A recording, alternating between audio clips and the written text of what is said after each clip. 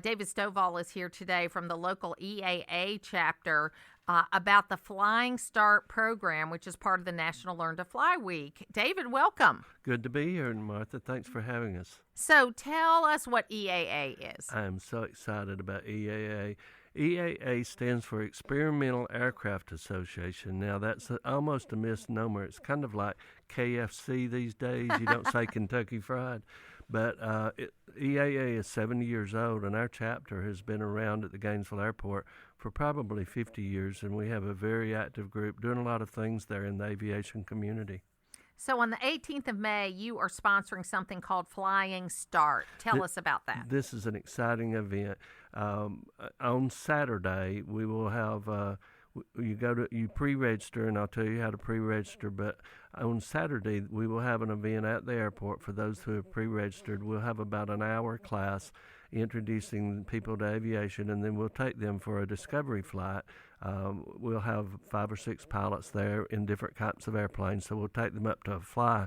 If they want to be involved earlier in the week, our national chapter is holding webinars all week long, Monday through Friday, for about an hour, hour and a half, and they can attend those webinars during the course of the week. Once you register, you get a link to those, and so you have a lot of background about aviation by the time you get there. But even if you come with zero background or knowledge about aviation, then you will learn it that day. If you wanted to pre-register, the way to do that is just go to flyingstart.org and pick the Gainesville event.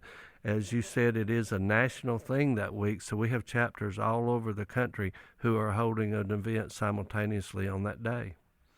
And so tell me about your flying experience. How long have you flown? Why do you fly? And what do you get out of it? I've been flying 27 years this year, and my wife, Kim Waters, is celebrating her 25th year flight. I started out beginning using it for work, and then over the course of my flying career, we've used it for personal stuff, and we've used it for work, both in Rotary and our vocation, selling real estate. We do a lot of aerial work with aerial cameras from the airplane. We do use drones, which now is to be by a licensed pilot to do it properly. But got into it for work, a lot of pleasure involved in it. We just enjoy being aloft. And do you own your own airplane? We do own our own. How hard is that to maintain? Well, people sometimes say that flying's a rich man's sport. It's not. Maintaining an airplane, the big expense is a couple of $1,000s. You have to have an annual inspection of the airplane. But owning and operating an airplane is really not much difference in having a car and maintaining it, except that airplanes hold their value or actually appreciate, whereas cars and automobiles, trucks, that type of thing depreciate. So why is Flying Start so important? Flying Start is important because it's a way for us as an EAA chapter to introduce people to flight. You mentioned earlier you had always wanted to fly. I hope when I leave you'll go on that Flying Start, because I checked this morning to see if you had registered. I registered as we were talking. Okay, so you're registered. People that have never been up in an airplane, in a small airplane, but they think they might want to experience for themselves, we'll take you up for 20 or 30 minutes and let you get the feel of the airplane. All the planes will go on the same route, so we're separated from everybody, but let you just get a first-hand feel in a small airplane, see if it's something that appeals to you. You know, the first time I went up into a small airplane, I flew with Bob Christmas, and he brought along another guy that was the America's Home Place pilot, I think, because he wanted to go where I was going. I had a speech in Hilton Head, and I needed a ride over there. And so it was really like a car with wings. I mean, it was a small airplane. And people said, weren't you afraid? I said, look, once I made my mind up that that's how I was going to go, then I just turned it over to the experts. But as it turned out, the fact that while Bob could fly instruments and could fly on his own, we had some bad weather coming back, and it was really good there was a second pilot on the plane. Do you know what I mean? Yes, because I do. It was some challenging weather coming back, and Rebecca Yardley and I were in the back seat, and we just had to say, you know what? This is out of our hands, and so we just got to make sure that they did well. And I saw why the FAA is so important, because you don't know who's up in the air without that is something government does need to do. The FAA, yes, because you can't do it for yourself. You can't have a bunch of private people telling you what planes are in the air. I think it's got to be one system. So it's really interesting. Well, and you mentioned about the cost of flying and that type of thing.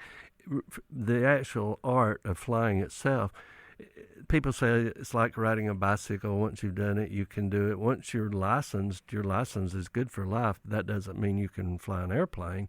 But to fly in weather like we have today, you have to be proficient. There are ongoing currency requirements that you have to maintain to be able to legally, number one, fly in weather like today, but number two, to do it safely. So our friend Walt Boomershine, who passed away recently, yes, he loved flying, and up until when he had to quit flying, I know he used a simulator quite a bit because he still loved that feeling of being in the air. Oh, I saw his simulator. His simulator was, he had his own little private office in his home and his own simulator there, had a seat just like an airplane. It was the fanciest simulator that I think I've ever done. Wasn't it fantastic? And he flew it till the very end. That's right. Yeah. It was fantastic. So what do you want people to know about EAA and what you all do here at Lee Gilmer Airport? So EAA is it's a flying organization, but you don't have to be a pilot. You just have to have a little bit of interest in aviation. We have a monthly meeting of our chapter. We meet at the Gainesville Civic Center. Generally, we have around 60 people come to our meetings. It's the third Monday of each month, and come and enjoy the fellowship with us. Our big thing with EAA is introducing young people to fly. We also have what we call Young Eagle Days, where we have young kids under 18 that we take them up with an introductory flight with or without their parents. But it's just interested people who are interested possibly in aviation. Our chapter website is EAA611. That's our chapter number, EAA611.org. You can go there to find out more about us, or just go to EAA.org and you can find out about everything that we do across the country. So, and I'm going to pick your brain on one other thing, because you and I are Rotarians, and we go to meetings, and yes, we do a lot of things like that. And what I'm finding in a lot of the groups that I belong to, and I'm curious whether you have the same issue with EAA, is that, the generations coming behind us don't go to meetings as much. And we've got to figure out different ways to get them involved. Are you seeing that in the groups you're involved in? Well, I see that in Rotary, most assuredly. Kim and I were at a conference in another district this weekend, and we kind of noted that the median age there was close to my age. There were some young folks there, but in our EAA chapter, we have all ages. We have, on the field in Gainesville, we have 2 airplane flight schools and 1 helicopter flight school. So young people are learning, and they're finding that they come to our meeting and they start meeting people maybe a little bit more mature, more seasoned, more flying experience, and so they have a mentor relationship that develops there. But within the EA, we have members that are 18 or 20. We've got some folks that, 2 couples now that have been bringing their children because their children have gotten one of these Young Eagle flights and say, I'm 9 years old, but I want to be an airline pilot. So they're bringing their kids now. We have family memberships. Well, and even, getting back to our Rotary Club, I think Ron Quinn's our president this year at Gainesville Rotary, and I tell you, he's done a fantastic job of bringing some younger professionals in. Yes. And being able to do that. And I think that it just takes some work, because they're yes, out there, and I think they're hungry for that kind of civic involvement. Just a lot of people don't know how to get involved. So, yeah, in any organization, Rotary, EAA, whatever, it's all about tooting your horn. There's an old Chinese proverb that I made up. It says, he who fails to tootest thou own horn shall founce that thou horn shall go untooted. We just got to get out and toot our horn about what our organization is doing and how we can benefit younger people involved in it. So on May the 18th, there's going to be this event out on Lee Gilmer. Tell people how they can register and then what they need to know about the day. For the day, to register, you go to flyingstart.org. Pick the Gainesville event. There is a limit on the number of people that we can take, so go ahead and get in there. It is filling up. because we're limited by the number of airplanes and that type of thing. You'll show up about 8:30 to 8:45. We'll get you registered. 9 o'clock, we'll have about an hour program that is a slide set that some pilots will be talking, that type of thing.